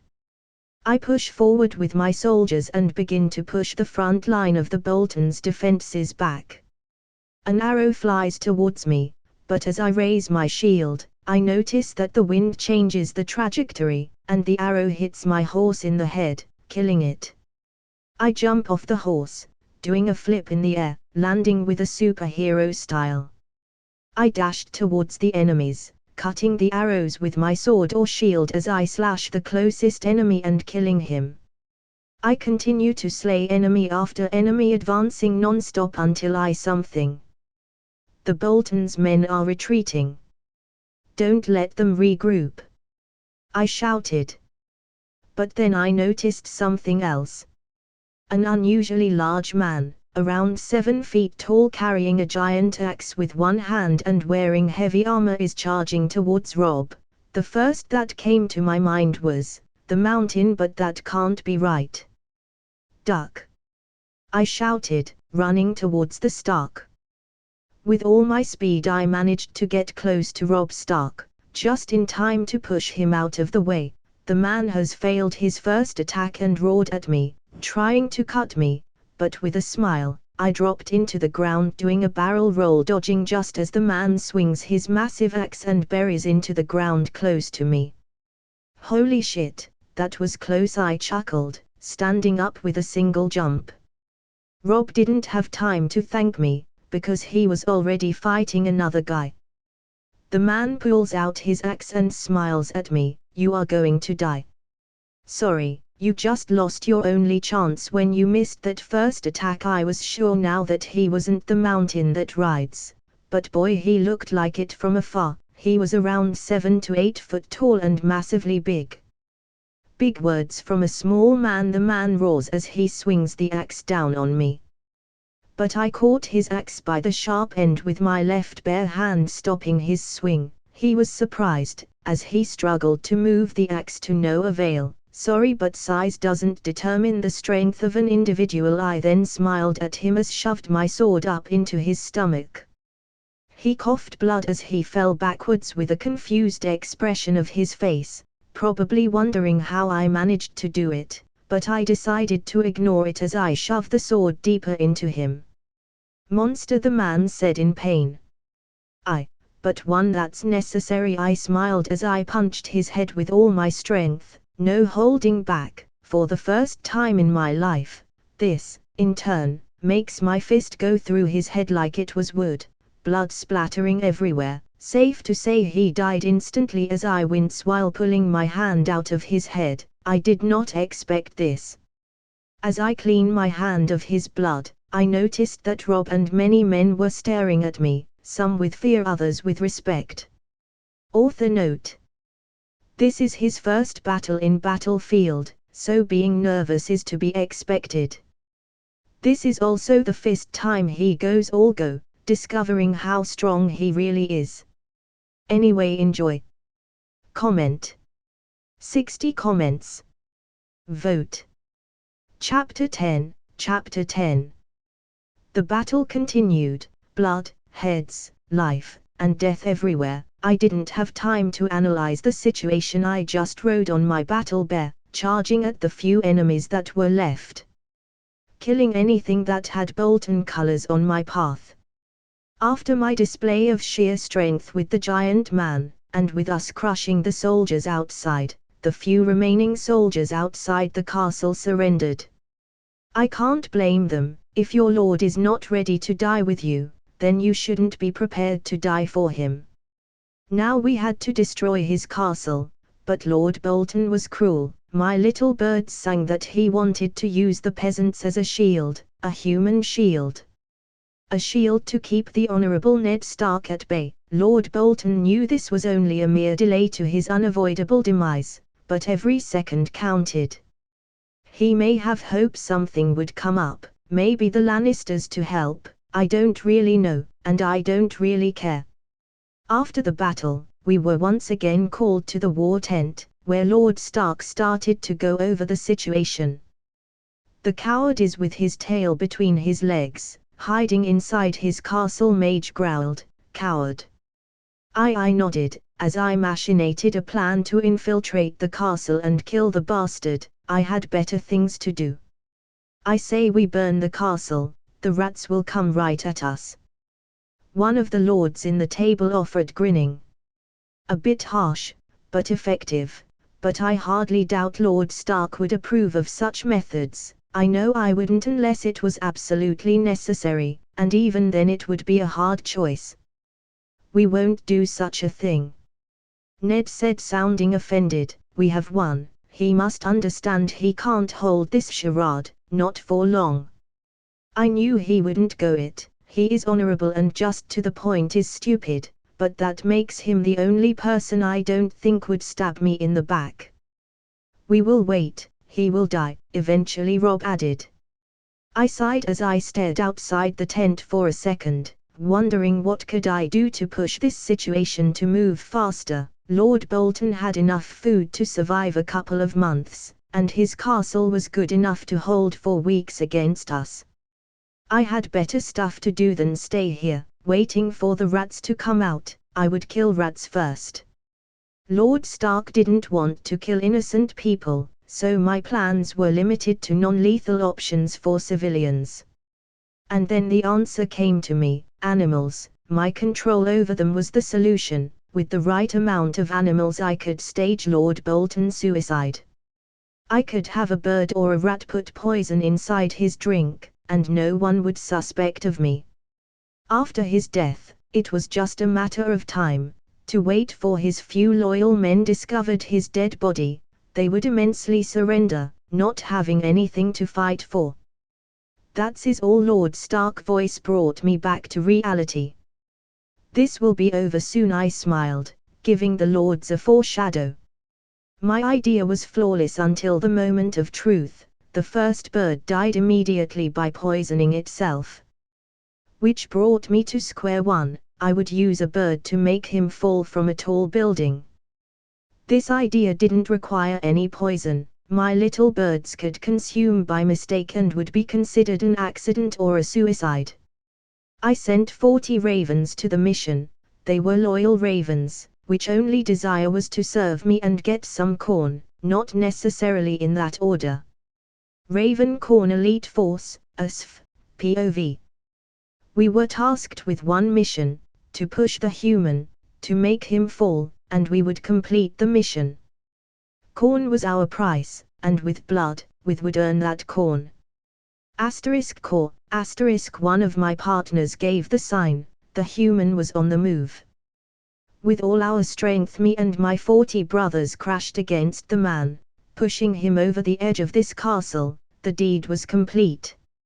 Also, we thought we were in fact wrong and had to kill the other 5 men until we got the right one. We got the right one when we heard some say, "Get out of here, Lord Bolton." After we pushed the man, we left. We had killed 6 bald-looking Bolton look-alike men, but we had earned our corn, and perhaps, just perhaps, I would get some petting. The bears seem to think they are superior because they get it. Back to Renard. So, you guys killed 6 people in total. I didn't know what to think of it, but if they succeeded, it was good. *Coruu, the Raven leader nodded his little head with his feathers puffing up with pride. You want some corn now, do you? I chuckled. *Coruu, the Raven nodded but approached me, offering me his little feathery head. Oh God, the crow wanted to be petted. This is both adorable and creepy. He wants to be petted for killing 6 people. Fine, but don't tell the other birds. I can't pet all of them, I laughed as I petted the crow. *Core, this is marvelous. I have to tell my brothers and sisters that there is something almost as good as corn. Asterisk the crow was enjoying the petting. I couldn't help but wonder what he was thinking. As I petted my loyal bird, one of Lord Stark's men entered my tent. Lord Bolton has been found dead. Lord Stark is calling all the Lord to the war tent. Oh, I wonder how. I feigned ignorance as I petted the bird, before giving the man a response. Tell Lord Stark I'll be there in a minute. House Bolton was gone, and in the end, the battle was not what I had expected. My fears, while not unfounded, were not as big. I'll pet you later, buddy, I have a meeting. I smiled at the crow, who nodded eagerly. Lord Stark called us to let us know about Lord Bolton's terrible demise. Some said he killed himself like a coward. Others said it was the old gods delivering justice upon him. Others said it was witchcraft, but in the end they all agreed it was for the best. Now it was time to discuss the winnings. I wanted part of the lands to create new income source for me, and the north. Soon the war would start and Maid would be of great help. But I guess I'll have to wait and see. Robb Stark POV. Lord Bolton had jumped out of his castle, ending his life. My first real battle, and we had won. The soldiers will surrender, and we will take the castle, father said. I know it's a bit too early, but are you going to appoint a new to the lands or just let them be? Lord Mormont asked. The man had a calculative look on his face. He wanted something out this. I haven't decided yet. Why? Father inquired, probably noticing what I saw too. Well, I wanted to invest, and create new income sources for the north. I will soon reach the land capacity of my lands, so if I could expand it would be most welcomed. Lord Mormont wanted to expand his fortune and the north riches. It was no secret the man was a genius both in business and in battle. I would know. I saw him pierce a man's skull with his bare fist. You want all these lands for you, lad? One of the lords growled, clearly upset with Lord Mormont.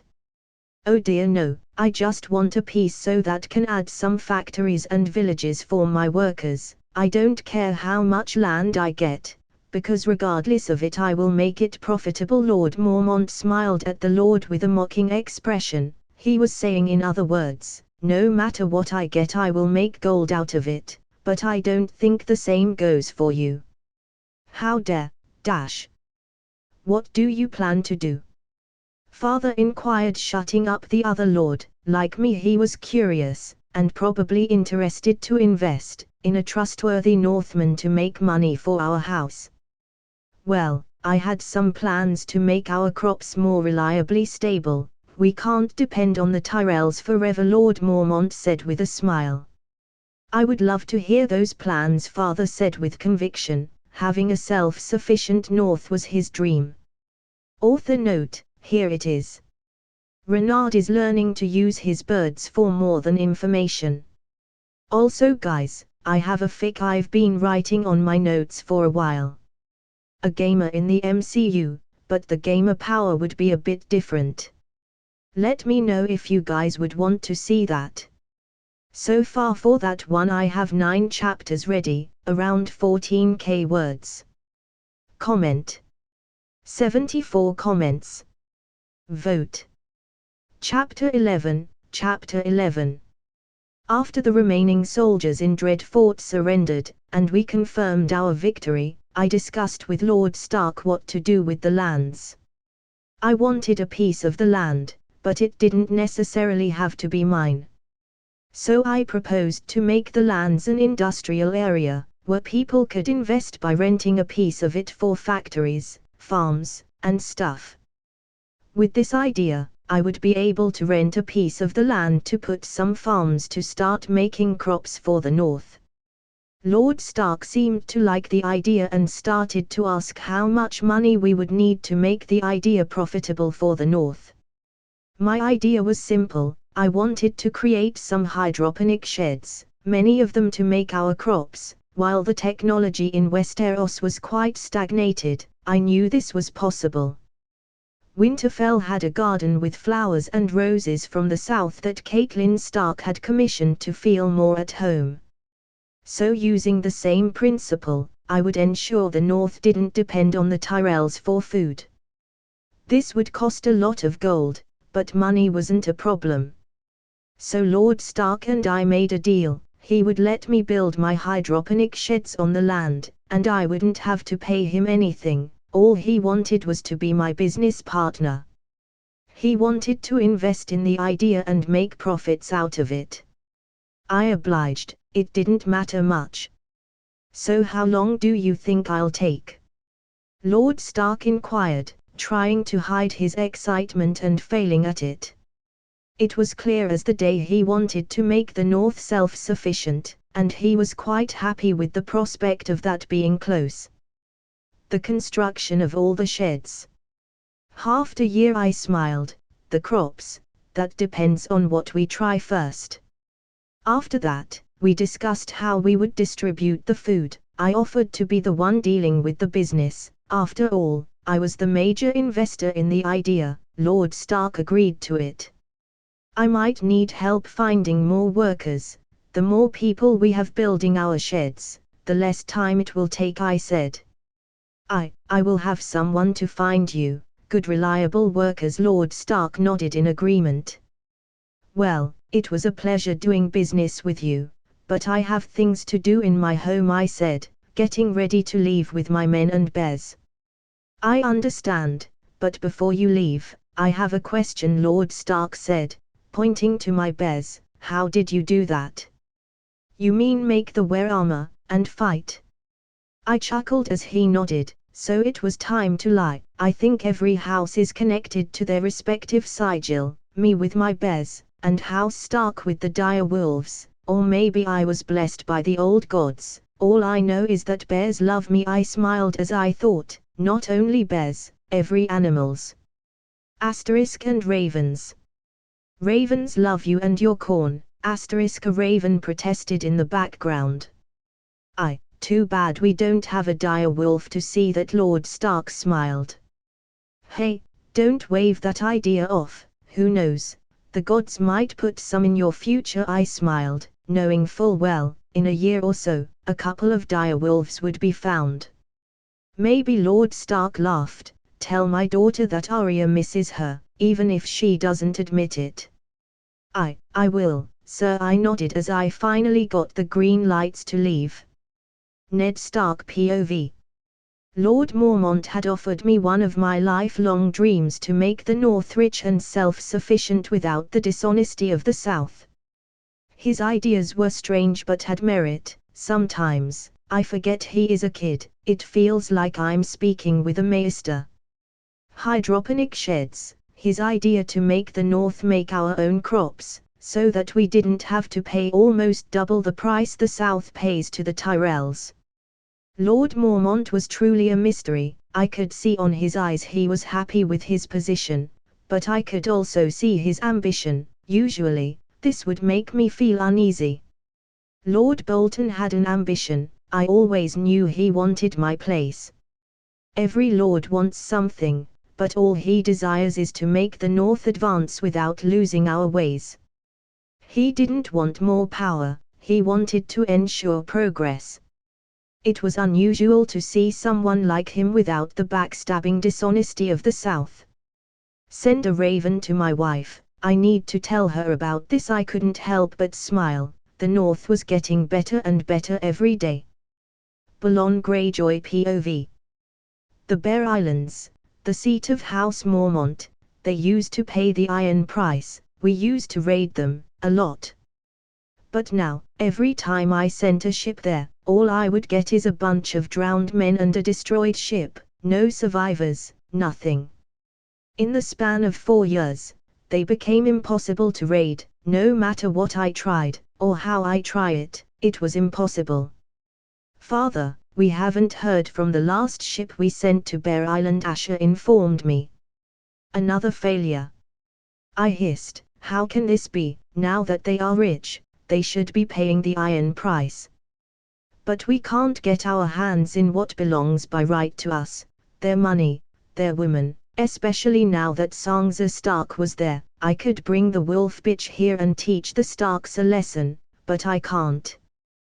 There is something unnatural about this, I can't put my finger on it, but one day we could raid them, and now is like the drowned god himself is stopping us, Asha said with a thoughtful look of her face.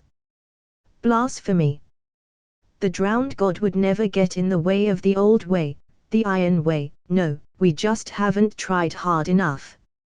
I will get what's ours by right, and nothing can stop me. By the mighty and delicious power of corn, we the loyal and incredibly handsome ravens will inform our master of this, I swear it by the corn. Unbeknownst to both of them, a raven was on a window listening to their conversation. Author note, here, you go, a new chapter. Lord Stark and our MC are investing to make the North a better place. The lands remain technically without a lord, though by default Lord Stark is the lord of them.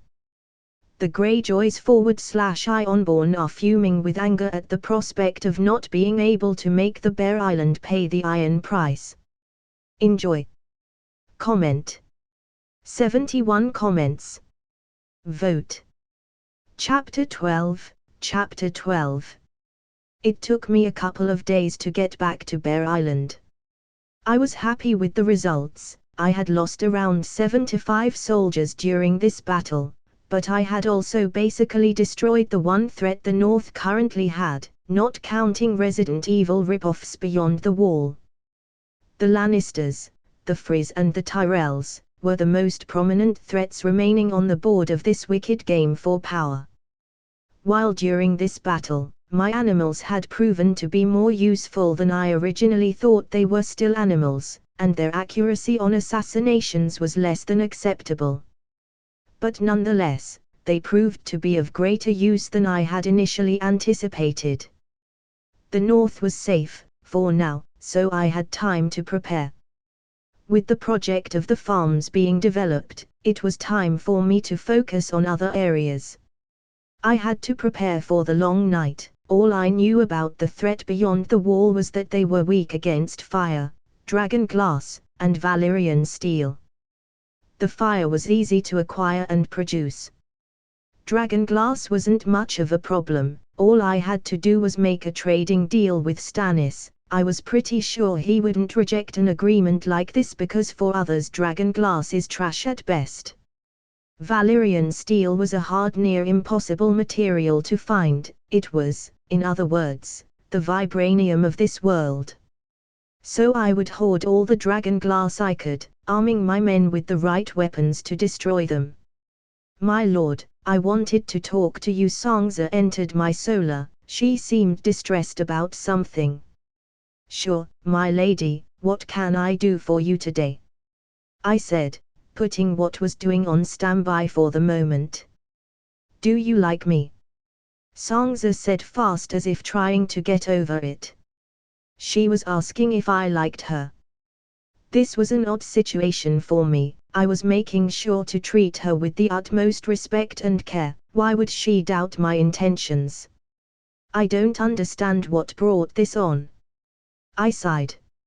Every time we go out, and I try to initiate contact, you flinch back. If I'm that ugly, father will understand if you decide to break this betrothal, Sansa said with an angry expression.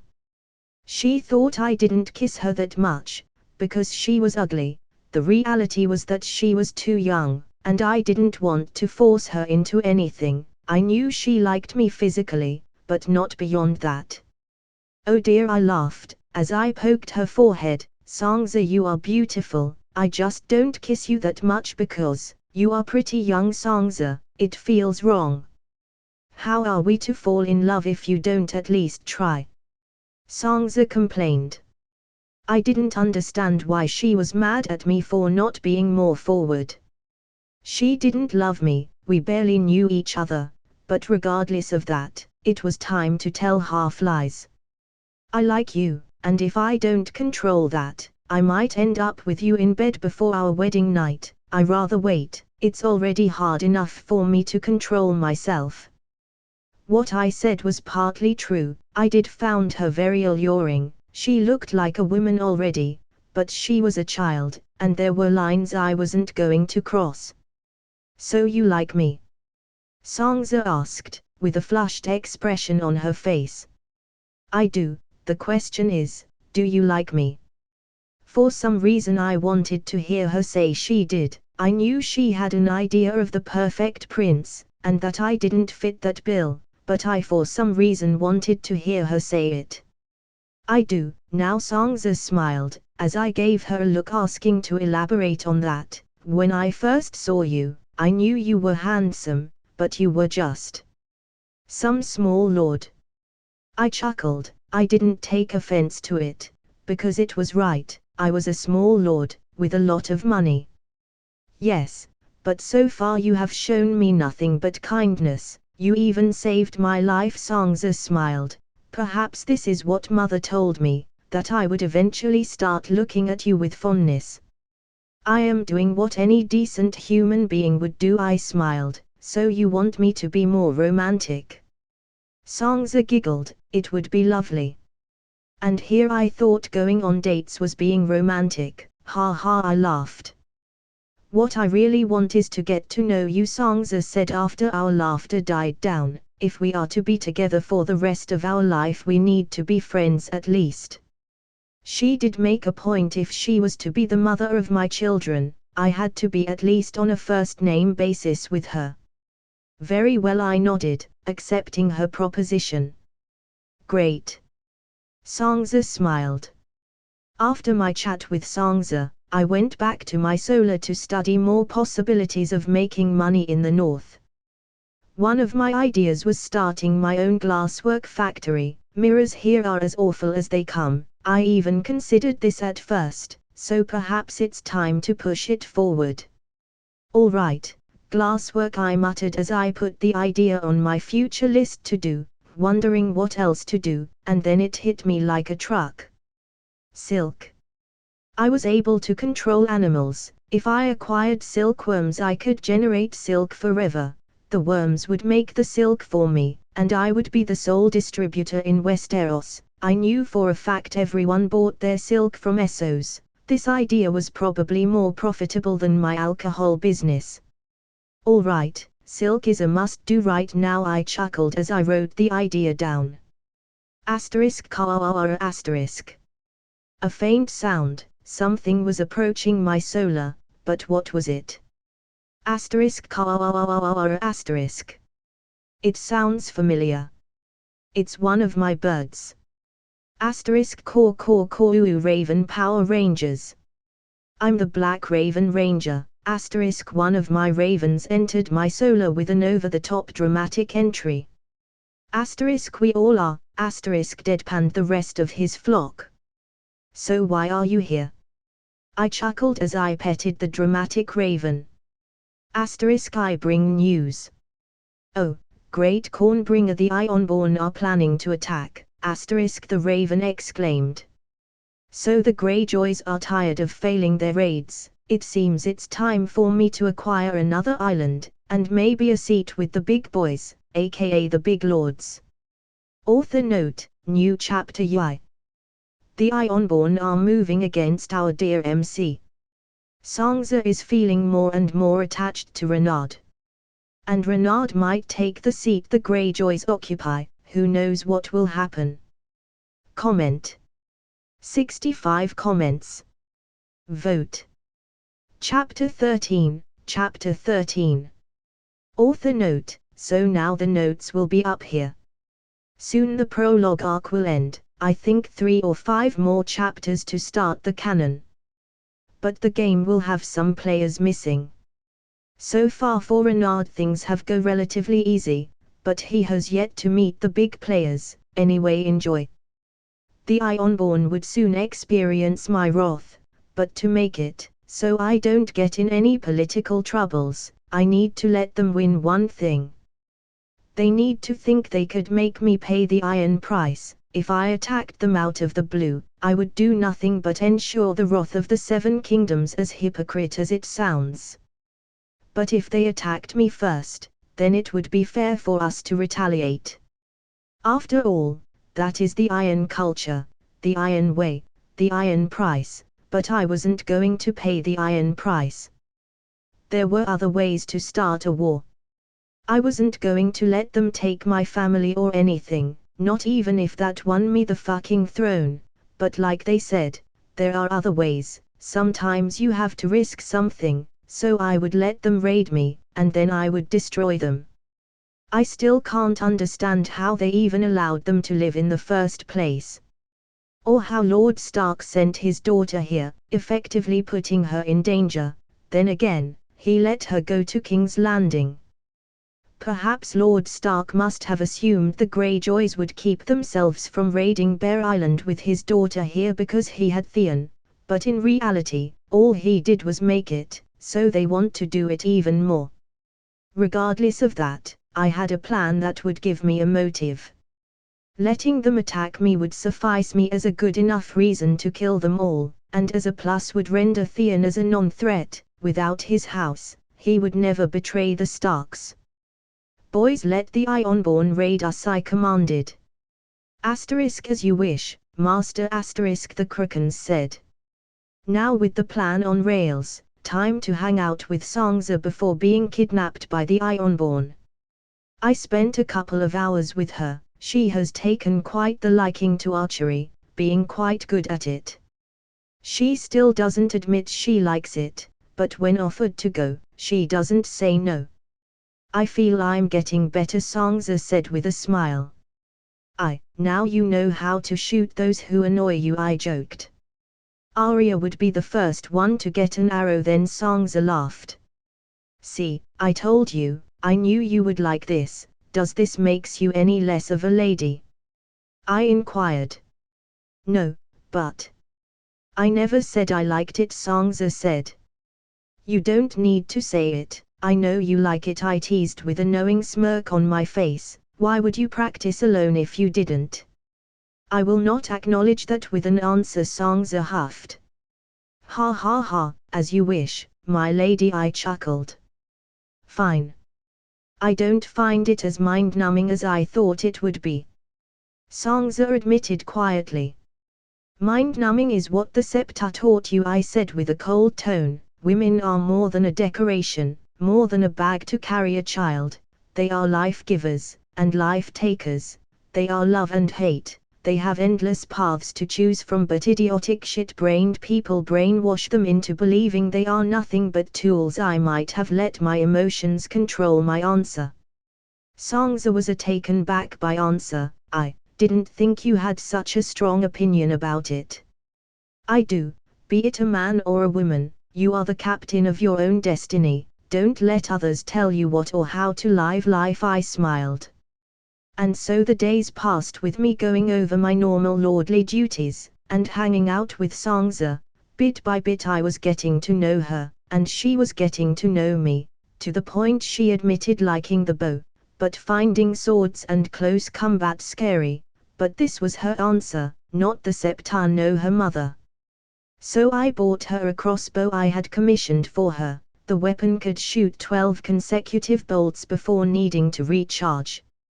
I made this weapon myself, well, the blueprints for it, tinkering with what I remembered from crossbows and stuff. I am by no means an engineer, but I managed to make it with my blacksmith and local engineer. This way, she would be able to take many targets if she ever felt threatened. Ironborn approaching one of my birds sang. I'm afraid I have to leave you, my lady, I smiled. I'll miss you, my lord, Sansa smiled.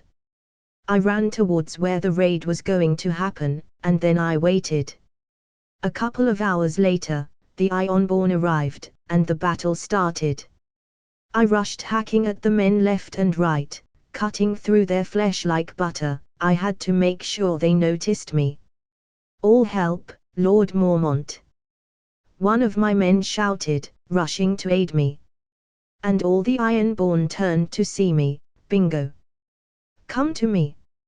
I taunted the Ironborn, among them a woman. If she was who I think she was, this was a jackpot.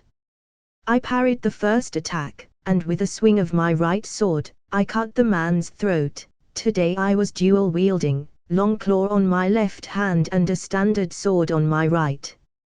I continued to dash forward, killing the men left and right, blood splattering everyone, tainting my clothes as I rushed them into oblivion. Holy shit! Retreat! The woman shouted at her men, clearly disturbed by what she was seeing, but before she even had the chance to get into her ship again, I lunged my sword into the ground and threw with my now free hand a knife at her hand, nailing her to the ship. Ah! Shit! You ain't going anywhere, Greyjoy. I chuckled as I grabbed my sword and continued to kill the Ironborns one by one. Her men tried to protect her, but my forces were overwhelming hers. I alone was overwhelming the Ironborn. It wasn't before long that all her men were dead, either by blood loss or dismemberment, as I stood above the piled-up bodies with a dark grin on my face. "Hello, Asher Greyjoy, how wonderful to have you here," I chuckled with a dark undertone. Grabbing her face, she tried to punch me, but I stabbed another knife into her free arm. "Ah! Fuck you!" Asher growled. "Feisty, we can't have that now, can we?" I smiled, punching her stomach with enough force to make her cough some blood. "Fuck!" She tried to insult me again, but I cut her off with a kick to her chest. I despised the Ironborn. She encouraged her man to ******* and sack innocents, for that she wasn't a woman to me, not even a human. "Tater, what would your father think of that language?" I scolded her. "What are you going to do with me?" Asher asked after a minute of silence, probably recovering from the hits.